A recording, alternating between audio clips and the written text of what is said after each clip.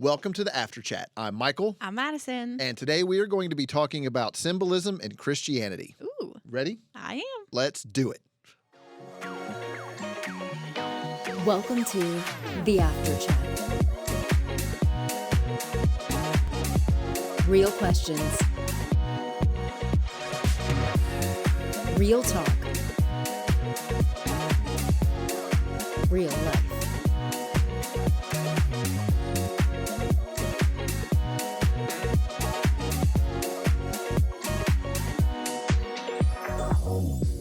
What is the funniest miscommunication you've ever had? I feel like my life is just full of miscommunications. I would say it's funny every time it happens, but also it does really stress me out when you're like walking in the opposite direction as someone and you're like in each other's paths and you like sort of have like the nonverbal miscommunication, like the body language miscommunication of like, oh, I'm gonna go this way, and then they move with you and then you move and you're like, wait, I'm gonna go this way, and you just like go Do back a and weird forth. little Yeah, you dance. just like dance with somebody, and usually it's like a stranger, so it's like really weird. Yes. Yeah. Probably No- that. What about you? No, something similar. Like I had one the other day. There was like three men, and we were all getting ready to go into sheets at the same time. Oh, and, no. And it was like a weird.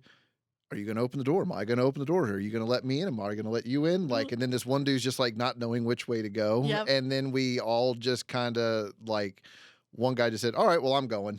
And so that was a weird. That was one of the more weird interactions Yep. I've had up at the Powhatan Sheets here at 522. Yep. Like that one, probably. And those doors are like hefty there. They're like you gotta yank on them You- to like pull that door open. The one on the right, most deaf. Yeah. Like that one, you really got to get your hip in there. Yeah. A little bit. It sucks. They should figure out what's going on with their door. So, have you ever? We will let them know. Have you ever tried to make something from a DIY video only for it to go sideways on you? Yes. A lot of the like random little projects that I'll do, like fun hobbies and stuff. I'm a very much all or nothing person. I've said that many times here on the podcast. But I tend to like throw myself in fully without doing a lot of research. And then I'll get like halfway through it and be like, this isn't right. And then kind of give up. Something that I did though one time that I followed like a video precisely for, and I didn't give up, was I was trying to make like, I was like a teenager at the time and I was really into YouTube and I had like my own like little mini YouTube channel going, and There I you was go. like recording and editing and having a good time with it. And I was trying to make a gimbal for my camera, which if you don't know what a gimbal is, it's basically like it's like a mobile tripod, really. Like you Mhm. put your camera on it and you carry the gimbal instead of your camera so that there's not the shakiness transferring from your hands to the camera directly with the footage. But it was like a really cheap version of it, and it was like made with like PVC pipes, and there was like hardware that was supposed to go in it, and I had no idea what I was doing. So I was just like in Lowe's for what felt like hours trying to find the very specific list of hardware that they had included in this video. And I did end up doing it, but I had to ask my dad for help. So Well, did it end up working? no. It was a fun project, but it didn't have anything that was like actually suspending the camera from the movement. It really was just like a frame to hold your camera with. It wasn't like a true gimbal. So So it wasn't going to hold its steady. no, but it was a fun project. Well, that's good. Yeah. I mean, mine's not as cool. So one year, my youngest daughter really got into Play-Doh. Mm. Like when she was like 4 or 5 or 6. And you see all these cool things that people make from it, like on the commercials Mhm. and all of the things. And we decided we was going to make like these horses and like make this horse scene, Oh. like this stable barnyard scene. Yeah. And so we was like going to make a cow and a horse and like a donkey and all of these things and we got all the colors for it, and nothing looked right. It was just it was comically ridiculous how terrible all of our little Play-Doh barnyard creatures turned out. Nice. and we had the thing on there. Like we followed we followed the instructions just right, but Yep. where they would have like this perfectly molded like horse body, like we had this weird Twinkie shape kind of deal.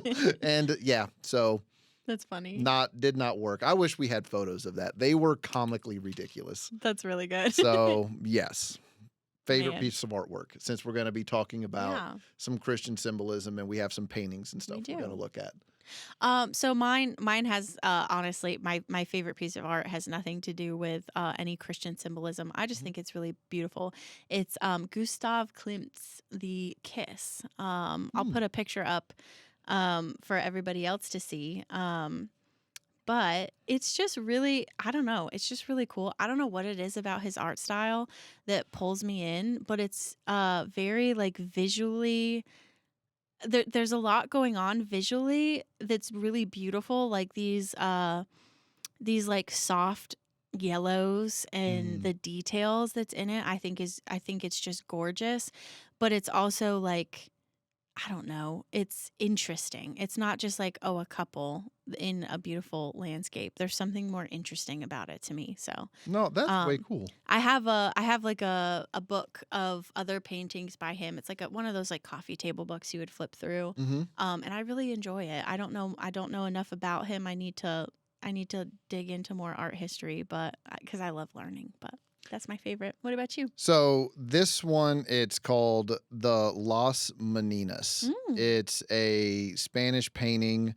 It's by Diego Velázquez, I think is how you say it. I'm not much of an art person. I just think there's so much. I don't like. Who are those people back there? Is that a mirror? Are those people watching? Are we them watching the scene inside the room? Is that dude coming or going? What is she getting ready for? Like, that's the artist right there. So are we them two people in the mirror being painted by him, because that's the back of the easel there, and we're watching this? Man. You just don't know. Yeah, I don't really know like how to That's so explain cool. it, but it's a very cool scene, and you don't know who the subject. Are we the subject? Are we, because we're watching the space? Yeah. Like, I don't know, but it's a cool painting. Yeah, that's interesting. I like it. I like that one, and we'll have all of our stuff like Oh yeah, we'll up show here. pictures. But yeah, I dig that one. I think that's a cool painting. Yeah. So there we go. What about specific to Christianity or Christian symbol that means something to you? I mean, it's cheesy, but I think the fish, Yeah. like, Yeah. I'll talk a little bit about that. Like, it just reminds me of like who I am and like who caught me, and like like if you catch a fish, like the fish belongs to you, you know? So it reminds me like who I belong to there. Yeah, we'll have I'll actually be able to like kind of Unpack dig it. into like the history behind it too, which will be interesting. I think a Christian symbol that I think would really speak to me, honestly. Again, it feels kind of cliche too, but like I mean like the cross, you know? Yes. Like I have it tattooed on my hand. And I mean, Yes. it's just good stuff. Like I don't love living 100% in the world of thinking only about the cross and Jesus' death. I get more excited about the resurrection and the empty grave and everything. So I might actually end up balancing these. I'm just going to talk about my tattoo plans with my get it. symbols now. But I was thinking about kind of like mirroring on the other side something that would symbolize the Holy Spirit, which again I'll break down some more symbols that are kind of specific to the Holy Spirit, and then maybe something across my fingers, like written like the word for word, like a word across my knuckles for like God the Father, like a name specific to God the Yes. Father, so that I could just be like Trinity on Yeah. my hands is like a good reminder. I don't know. I haven't fully committed to that mentally yet, but it's an idea. I dig that. Yeah. That's the way to go full circle with it. Yeah. So we're gonna look at some images that a lot of folks are familiar with. Yes. That have had some sort of impact in the world of Christian art. Mm-hmm. So we had these companion pieces that we're gonna have up right here. Mm-hmm. Were on every wood paneled wall in the 80s in the Midwest. So those are the ones that I'm going to be pulling from. I even recognize them, and I have never been in the Midwest for an extended period of time. in the 80s to see all the wood paneling in all the homes. People have such a misconception about what 80s houses looked like. Oh, I bet. Like it wood panel everywhere. Oh yeah, you gotta. You big time. So it's actually called Grace. This is the first one, and it's up here. Wow. It was a photograph by Eric Enstrom featuring an elderly man named Charles Wilden. And he's praying over, his simple meal there with his hands folded. And the photo was taken, and I thought it was a painting. I didn't even realize it was a picture. Oh wow. Around 1980 or 1920 in Montana, and was later I don't understand why. The state photograph of Minnesota. It was voted on and signed by the governor in 2002. Okay. Like, I don't even know what that means. Like, to be the official state photograph of Montana. They've got like an official state something for everything. Everything. I don't understand what that means, but I just find that funny. So the man, Charles Wilden, he lived as a peddler in a sod house and was paid $5 by Instrument Exchange for his permission to use the image. And wild. Like, in a sod house. Interesting. Yeah. Like, I wonder if it was like maybe partially underground or something. It sounds like a hobbit hole. Yeah. Like. Yeah, it does. It does. Cool. And what does it mean to peddle? Like, is that just like? I read peddler as sort of just like a low, like not low stakes, but like sort of just like getting by whatever he can like peddle, like material stuff that he can like sell. But I could be wrong. I feel like peddler is someone who's like, peddling goods, A person who goes from place to place selling small items. Okay. I got it. So I got it. There we go. So that's what Mr. Wilden did. And this I actually didn't get right. So while many assume the book in the photo is a Bible, it's actually a dictionary. Really? However, Wilden wrote Bible on the waiver, adding to the connection people feel with the image. Oh, wow. No idea. Huh. And so after his photo was taken, he kind of disappeared. And despite efforts by the artist and local historians to track him down, his fate remains unknown. Like, wow. No one knows what happened to Mr. Wilden. It got Enstrom first licensed the photo in the 30s, and in the 40s, his daughter colorized the photo by hand. Wow. So it like went in there and like colored it, and it became the most well-known version of it, and hung on a whole bunch of walls throughout. Wow. All the homes back in the day. And this is what I've found really interesting. So the companion piece that has the elderly woman on there was done by someone completely different, like fast forward in the 60s. So while that photo came in like 1918 or 20, the companion piece was done in the 60s. Wow. The lady, and that one's called Gratitude. The one with the man is called Grace. And so in the 1960s, an Indiana gift company owner requested a companion photograph to go along with it, and 1,000 submissions came in, and none of them were chosen. And this guy, Jack Guerin, after hearing about the contest, convinced his grandmother to sit for a series of photos, resulting in Gratitude that went along with it. And it features, like I said, an elderly woman. She does have a Bible, and she's praying over her meal beside her, in front of her. And it became a complimentary piece that was always sold right alongside the other one. Wow. And then it ended up in my mom and dad's dining room. That's so interesting. And so and you can find it on Amazon, eBay. Like, Wow. you can still get prints of them today. But no, they don't go together. They were done decades different. And Mr. Wilden was a peddler who just seemingly walked off into the sunset, never to be heard or seen from again. Do you think that like seeing those those two photos side by side so often in so many different spaces shaped your picture of what it meant to like pray and read the Bible at all? It just looked they're so they're kind of sad looking to me. Like Oh. they it just looks like being grateful for whatever little things you have. Mm, Like that's what it kind of meant to me, especially growing up kind of poor yeah. like we did. I mean, we didn't really talk about faith or really anything, but Mm. they just it's what you put in your house if you lived where we lived. Interesting. And so it just was meant like be grateful for whatever you have. That's really To me, it interesting. did. Yeah. I like that. So there we go. Grace and gratitude. I love it. And the unsolved mystery of Mr. Wilden. Where did he go?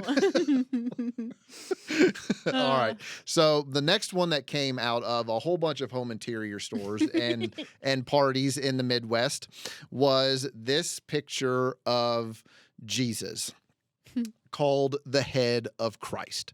It's also known as the salmon head. Oh. Interesting. It's a 1940s. This was painted in the 40s by a man named Warner Salmon, and by the end of the 20th century, it's been reproduced over 500 million times worldwide and became a staple of Christian devotional art. You can see it. It's literally everywhere in all sorts of sizes, in all sorts of little frames. Yeah. People, have prayed in front of it. Like that is when they think of Jesus, and whenever I think of Jesus, that is still the image that comes to my head is that one right there. And it started out as a 1924 charcoal sketch called The Son of Man, which was sold for a magazine cover. And then he created several versions of it over the years, with the first oil version in 1935. But Wow. in 1940, Salmon was asked by students of North Park Theological Seminary to recreate it, which led to its widespread distribution by the Gospel Trumpet Company. Interesting name. And then it really got popular in the Baptist bookstores that were popping up all over the place. Like, I know whenever they had the Lifeway up here, like it was in there.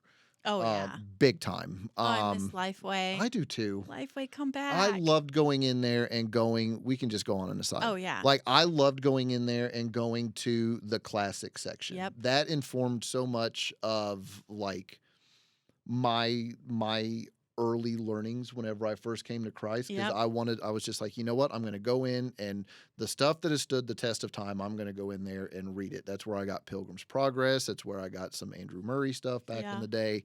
All the C.S. Lewis apologetics books, like all sorts of things, and just started picking them up and taking them home.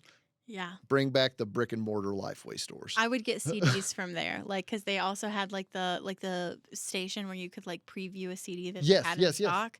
And I like at the time, I had an iPod, but like it still wasn't as common to like actually buy your music on iTunes. So I would rent CDs from the library, which you probably weren't supposed to do this, but I would like rip the music from them and put it on iTunes.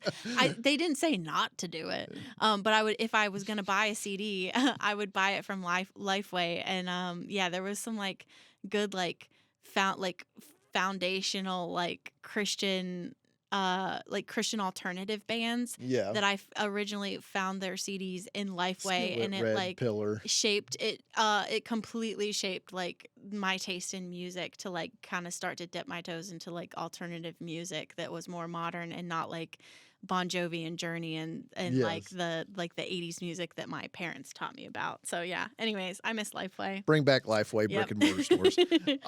So, and then the picture. So, and I found this interesting. So during World War II, the painting was handed out by the Salvation Army and YMCA to American servicemen. And then after the war, various campaigns in Oklahoma and Indiana helped bring the image into both private and public spaces. So wherever you found a public display of the Ten Commandments, you probably had a display of the salmon head. Interesting. Yeah. I don't like calling it that for some reason. I It sounds like you're talking about like a head of salmon, but you're saying it wrong. Like the Yes. fish. It's the salmon head. Well, maybe you can put one of those up as well. But many Christians, that's become like their default image whenever someone says, picture Jesus in your mind. Yeah. Boom, I see it. Yeah. Like every time. It's also been linked to some miracles. So the artist himself actually believed that his original sketch came to him as a miraculous vision, like the original charcoal sketch that this was based off of. It further gained attention after a report in 1991 when a young boy diagnosed with leukemia allegedly saw Jesus' eyes shedding tears in the image, followed by a complete healing from the disease. And the Coptic Orthodox Church even venerated the painting after the reported miracle, drawing thousands of visitors to view it. Wow, interesting. You can see it in the following movies. Children of the Corn, probably not. That was a quick pivot there. I love it. I'm telling you what I learned. I love it. So you can find this painting in Children of the Corn. The Tim Allen and I think Jonathan Taylor Thomas hit Jungle Fever, or was it him? I have no Pull idea. up Jungle Fever. I know Tim Allen is in it. Was it 91. And Silver Linings Playbook. Interesting. It's in that one as well. Who else was in Jungle Fever? Here's the IMDb page for it. Stars. Is this it? Wesley Snipes? That is not it. Spike Lee? It's 91. I don't know. Oh no, that's Jungle to Jungle. Maybe it is that one. I thought it was. Oh, Tim Allen's is Jungle to Jungle. Oh. So, okay. So it's in that movie too. Interesting. So those are all some that. places where you can find the head of Christ. We'll use that name. That's the official not the name. Salmon head. So that's my trip through the home interior store. I love it. 1980s wood panel walls. It'd be interesting to know how many of the folks who are watching with us right now recognize those top three, because I feel like it's probably a lot of people. Yes. I'm gonna start talking about symbols that I mean, you gotta love the artwork. Yes. You gotta love that too. But these are specifically more symbols that people began to use to identify themselves as Christians. Yes. Particularly early Christian followers who had to be like a little bit more low key about how they Discreet. discreet about how they identified themselves. there's the Gen Z versus versus anyone else right now. Like, they had to be low key. They were getting persecuted. So anyway, some of these symbols kind of originated in a portion of time where they had to be a little bit sneakier about it. So the first one is the ichthys, which is the fish symbol that we were talking about earlier. So in my opinion, this is one of the more famous symbols. I would say probably like the second most common, maybe after the cross, to represent Christianity. Yes. So it's just a simple fish shape. That's a tongue twister. And it actually it served as an acronym, and I'll put the language on the video too, so we can kind of see what the language is there. But the translation, there's no way that I'm going to be able to pronounce it. Yeah. But the translation, the meaning of it is Jesus Christ, Son of God, Savior, which I think is really cool. Yeah. And I mean, there's also the meaning there that's kind of been added into the mix as you go of the fact that Jesus shared that he was a fisher of men, and a lot of his disciples were fishermen, and a lot of the stories that he told that had spiritual truths for us to learn from involved fish, or his miracles involved fish. Like fish just popped up a lot in the Gospels. Yes. So there's a lot of different ways that it can reflect aspects of Jesus's character. The next one is Cairo. That is a monogram using the first two Greek letters of Christ, Chi and rho, which is sort of like X and P, but it's shaped together. I'll show an example that here. one's cool. So this one actually became more prominent after Emperor Constantine adopted it as a military standard, following his vision before the Battle of the Milvian Bridge, which I thought was kind of interesting. Yeah. I honestly, Constantine is one of those like characters that I have not. I remember learning like a lot about in like history at some point in high school, but I haven't like revisited in like documentaries or anything as an adult. Like I've learned a lot about like, the Roman Empire or like the Byzantine Empire or like different eras and stuff, but I have not revisited learning about Constantine, and I think I'd be curious. But no, I mean, his like that was like I just pulled it up here because I know a little bit like not like a super bunch, but that was like one of the battles that paved the way for the rise of Christianity in Western Europe. Like without that, like history would have looked radically different. Yeah, which I thought. I mean, I don't even know that I would have recognized this symbol before I started to do my research as something that was particularly associated with Christians. I just hadn't come across it that often, but I really like it. I think it's really cool. It's become like a very popular tattoo. Yeah, I feel like I should break it out, add it into the mix. The next one would be alpha and omega. So those are words that we would often say, about God, but like they are not. They're also in songs that we sing, but like this is in particular the symbols associated with those words, which I will also put on screen. So these are the first and last letters of the Greek alphabet, symbolizing God's eternity and Christ as the beginning and the end, which we can read in Revelation 22, verse 13. I am the Alpha and Omega, the first and last, the beginning and the end.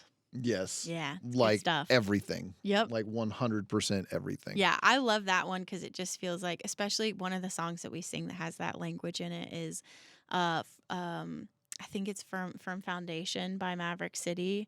I think it's a Maverick City song. You are the Alpha. You're the Omega. You're in the middle. Oh no, it's You Hold It All Together. Yes, You Hold It All Together. You Hold It All Together by Maverick City. I just had to like. I'm like, once you sing it, you'll get to it. I was like, I knew the group. Anyways, I love whenever we get to that part. I'm just like, yeah, like it has the same effect in my mind as whenever we talk about like Jesus being like our king, like our like. Something that's I don't know, it just makes just the all-encompassing, all everything. Yeah, it gets me hype, I guess. Yes, is what I'm trying to say. It gets me hype, yeah. No, that song hits. Oh yeah, that song's good. Like of all the worship songs we do, like that one hits. I love it. Another symbol that is used often in artwork or just I mean, I've seen it very simplistic. I've also seen it in really really beautiful, intricate artwork. Just in general, the idea of the Good Shepherd, which is, it can look a lot of different ways. I'll show an example or two, but it really is just a depiction of a shepherd carrying a lamb on his shoulders, representing Jesus as the protector and guide of his followers. And we can read in John chapter 10, verse 11, that Jesus refers to himself and says, I am the Good Shepherd.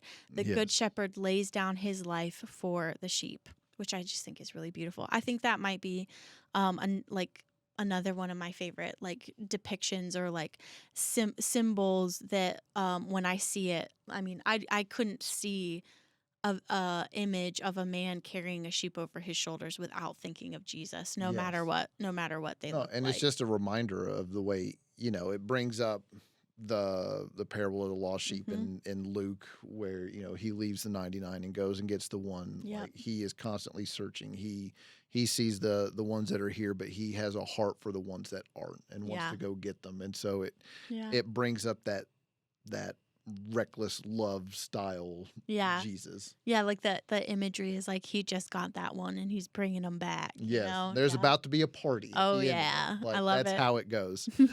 Another symbol that is used in referencing Christianity is an anchor. So this one was actually it was found in early Christian catacombs, and the anchor symbolized hope and steadfast faith, which we could read in Hebrews 6 verse 19. We have this hope as an anchor for the soul, firm and secure, and that hope is referencing what Jesus did for us. And it also I did not know this about the anchor. It, which is really cool. It subtly included a cross shape, making it a little bit more of a disguised Christian symbol. And once Huh. I read that, I was like, okay, yeah, I can see that. Yeah. It was just interesting. Another one is the dove, which is what I was talking about earlier, with something that symbolizes or represents the Holy Spirit. I might potentially, I don't know, I might get like an outline of a dove somewhere or I don't know, we'll see. But that one represents specifically the Holy Spirit, and it also can represent peace and the action of baptism. We can read in Matthew 3, verse 16. As soon as Jesus was baptized, he went up out of the water. At that moment, heaven was opened, and he saw the Spirit of God descending like a dove and alighting on him.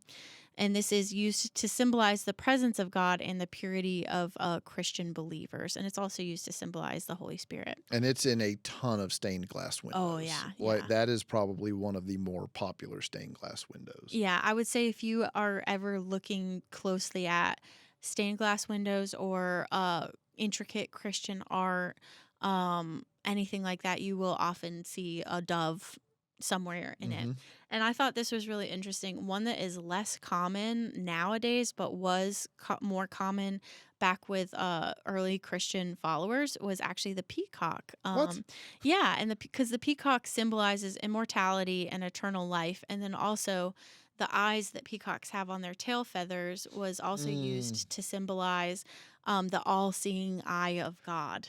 Yeah, so I think very cool. I think the peacock is significantly more popular in like very old art, but it's not. I wasn't familiar with it. I don't think it's as common today. I don't think I've seen one, but I am definitely going to be searching some up because I that's like cool. it. Yeah, it is cool. And then finally we have the classic, the cross. And I think I would agree that this is the most widely recognized Christian symbol today. And I think it's interesting. We use it like so commonly as Christians nowadays, but early Christians actually initially completely avoided it due to its association with crucifixion.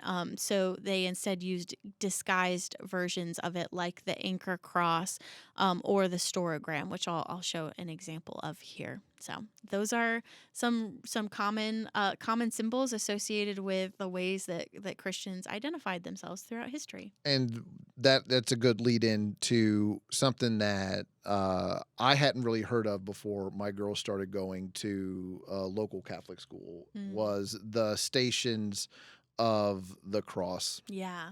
So every year around as we get closer to Easter, before they go to spring break, they will reenact these things, and it's really cool. But it's a series of like 14 pictures or carvings. You sometimes will see it carved out of wood, sometimes you'll see it stamped on like a metal plate. But it's even in this one place where I go and give messages to, like you'll see it displayed in a lot of Catholic, I'm blanking. Oh, Catholic churches. Like I was like, what is the word? Like buildings. Yes. But Cathedrals? yes, or chapels. Okay. Okay. But you'll see it there, and I mean it starts at the very beginning, like Jesus there at his condemnation by Pontius Pilate. So it starts with one like Jesus is before him, and we'll have one up here. Jesus is made to bear the cross, so he picks it up. So then it shows like one where Jesus has fallen, like so he's usually on his knees with his cross on him. Then you'll see where he meets Mary along the way. There'll be a scene depicting that. Then Simon of Cyrene is made to bear the cross. You'll have one of there. Veronica wipes Jesus's face. This is a saint that, according to legend, was so moved by Jesus taking his cross to Golgotha that she felt called or felt prompted to come and wipe his face. And then there's another one of Jesus falling. Yeah. And then the women of Jerusalem weep over Jesus. And then Jesus falls a third time. And then you'll see him getting stripped of his garments, then nailed to the cross, then dying on the cross, and then taken down from the cross, and then finally placed in his tomb. And you, like I said, you will usually find them mounted inside the walls of a church or chapel. Some people put them in their homes. Some people put them like on like the gates to cemeteries or corridors of hospitals. But where I've seen them the most prominently are inside like Catholic churches and chapels and cathedrals. That's really interesting. I think the storyline that it portrays as you can see it go is just so powerful. It's Yeah, and then like I said, the eighth graders do a reenactment of each one of these. So there's 14 stations around the campus, and you go to one, you hear a little talk, and like they reenact the scene. So Pontius might say guilty or or something, and then there's a talk that goes along with each one of these stations. Oh, that's really cool. And it's a powerful thing and a reminder of what he did. Yeah, that's interesting. The when we were originally kind of talking back and forth about what we were wanting to include in this episode, seeing the stations of the cross just kind of reminded me of all of the beautiful artwork that came out of the Renaissance, and particularly because the church became like a significant patron of artists at that time, and really like helped shape what that era of art looked like, what was it like, looked like, what it was about, what it's like conveyed about faith. And I feel like there's a lot of formational stuff that lingers due to the stuff that we see growing up. And a lot of it, I don't even know that we slow down and acknowledge. So I have a handful of Renaissance artwork heavy hitters, in my opinion, like the four main folks that I think of when I think of Renaissance art that was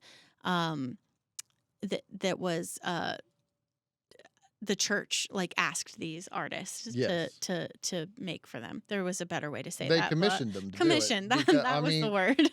a big chunk of marble probably wasn't cheap. Nope. And you really only get one shot. Yep, that's true. Which is so the first one up is Michelangelo. An example of that would be the creation of Adam, which is in the Sistine Chapel ceiling in the Vatican, and it depicts God giving life to Adam with a near touching fingertip. And what I really like about this piece of art in particular is the fact that he put in that detail that God is completely extending his finger towards Adam, but Adam's finger is the one that is not fully extended out, sort of symbolizing the fact that God is always there, seeking us, wanting us. We're the ones that have to respond and reach out to him. I never noticed that before until you pointed that out. Yeah, it's so beautiful. And I also love I feel like Michelangelo in particular with especially the Sistine Chapel ceiling, like that man like ruined his body for that art. Like he put so much into it, and he shaped the world of like religious art that was to come for hundreds of years. Like just amazing. And it I don't know, like there's just no effort there on Adam's part. All limp wristed. Yeah. Like, come on. Yep.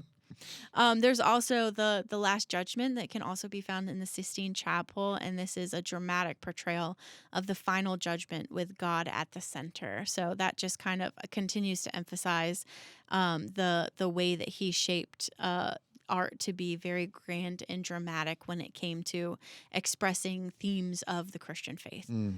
Next up, we have Leonardo da Vinci. So one particular example would be the Last Supper, which is found at a church in Milan, and it depicts Jesus and his disciples at the moment of betrayal. That one is really popular. I know that painting, or a copy of that painting, was in my house growing up. I think it was in the bathroom. I don't know why it was in the Interesting. bathroom.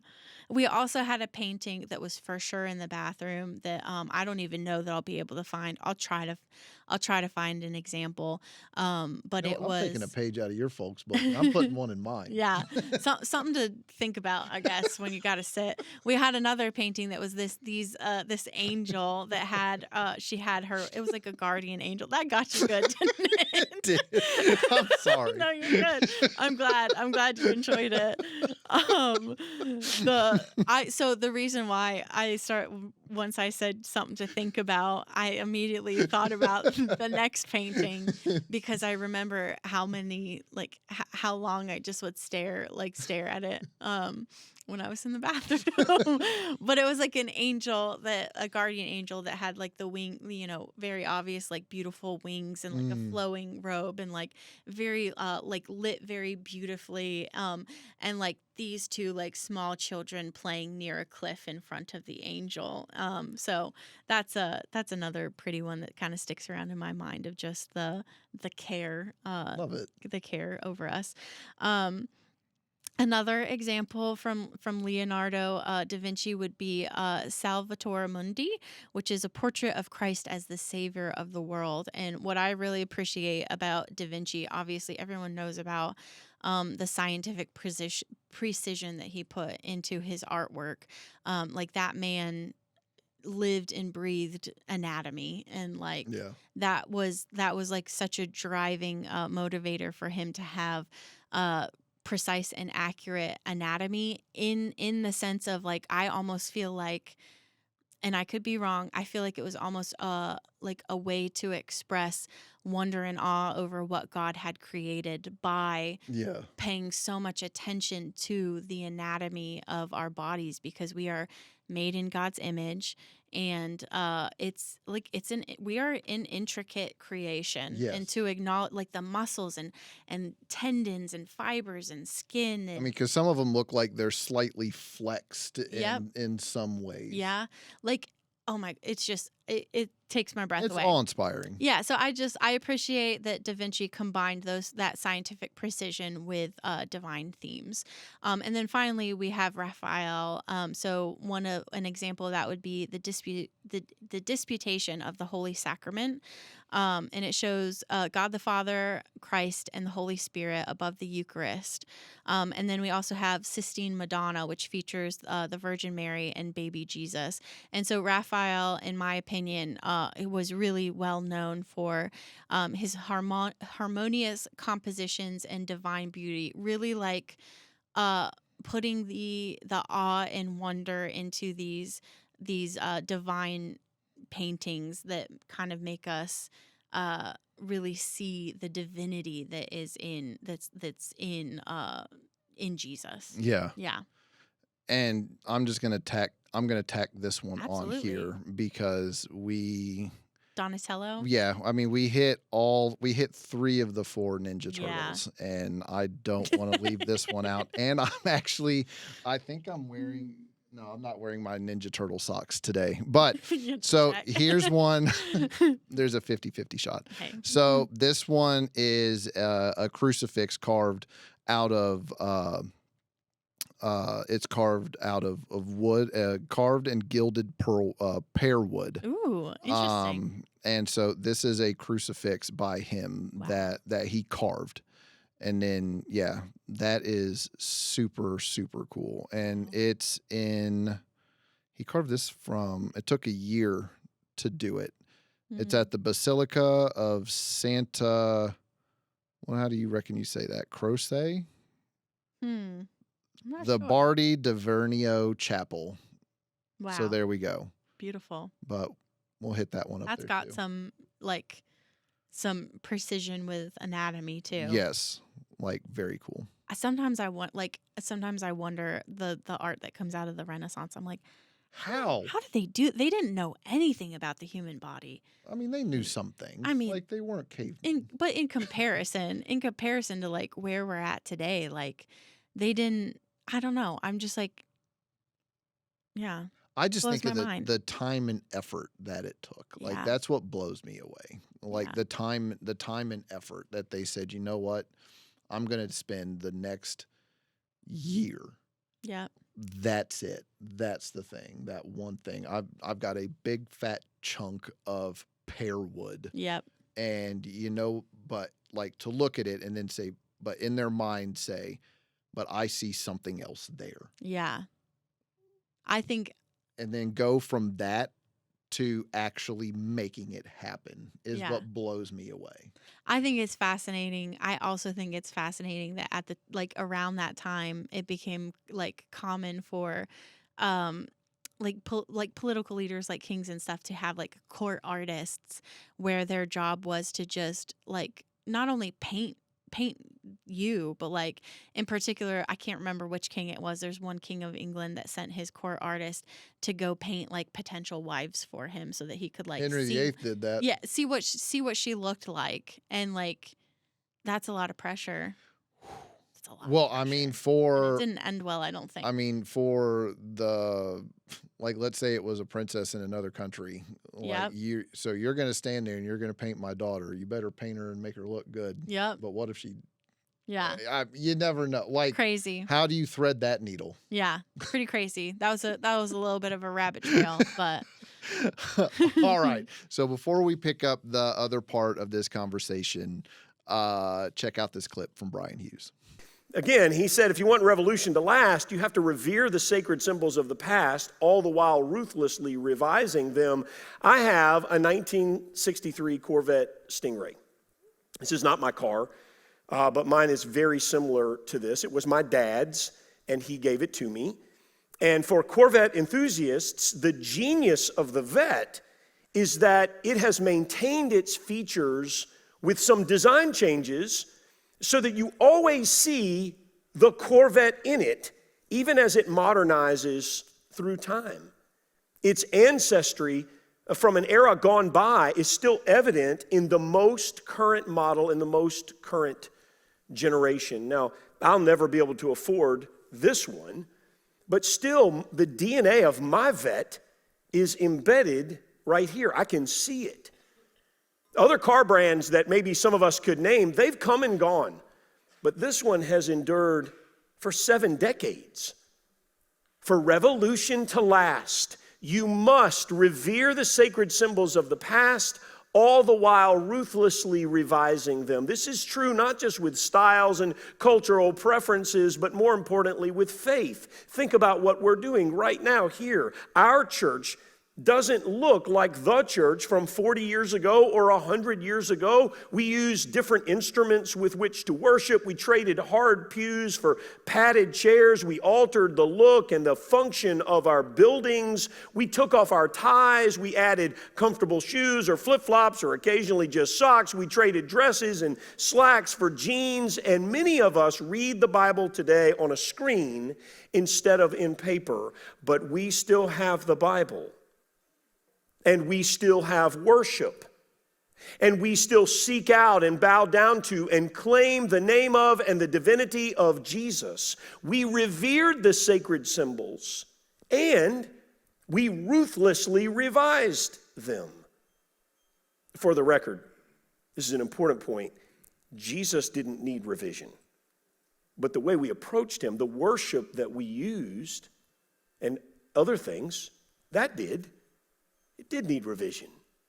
Revere the sacred symbols of the past, all the while ruthlessly revising them. I think that's a really cool quote that we got to hear.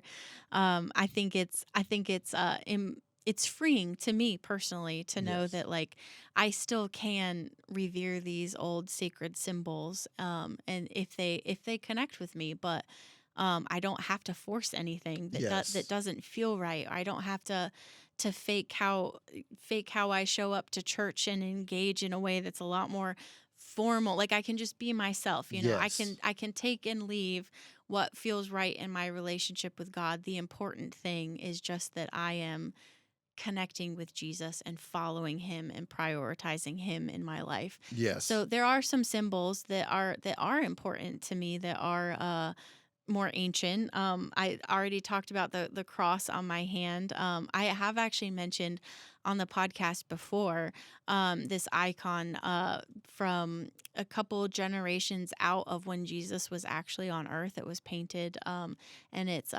Abbot Mina and Jesus, and you can see how Jesus has his arm around. Uh, his arm around, and you can actually you can Yes. the closer that you look at the painting, you can see that they both characters in it, they have one eye on the world and one eye on each other, and that, to me, that just helps me.